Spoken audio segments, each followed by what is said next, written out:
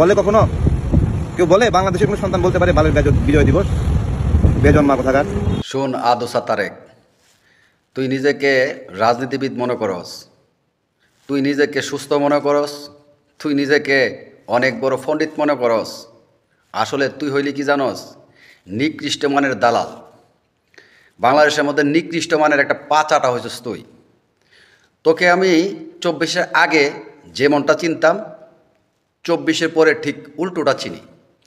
24-এর আগে তোর এই হুঙ্কার দেখা, স্বৈরশাসকের বিরুদ্ধে তোর জ্বলন্ত অগ্নিগিরি দেখা তোকে ভালো লাগতো, কিন্তু এখন বুঝতে পারতেছি তোর ওই কর্মকাণ্ডের পিছনে তোর উদ্দেশ্য খারাপ ছিল। তোর উদ্দেশ্য খারাপ ঠিক শেখ মুজিবের মতো। যারা আওয়ামী লীগের বড় বড় রাগ্গাবোয়াল আছে, শেখ হাসিনা, শেখ মুজিব, তাদের উদ্দেশ্য যেরকম খারাপ, তারা যে উদ্দেশ্য নিয়ে দেশটাকে স্বাধীন করছে, ওই রকম উদ্দেশ্য খারাপ হচ্ছে তোর।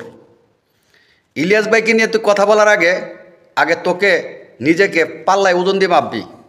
জনগণ তোকে কীভাবে চিনে, জনগণ তোকে কীভাবে দেখে, কোন চোখে দেখে। এ দেশে হিরো আলম আছে, জনকল্যাণ পার্টির হায়রুল আছে, তাদেরকে হয়তো এ দেশে অধিকাংশ মানুষ সম্মান দিয়ে কথা বলে, তাদেরকেও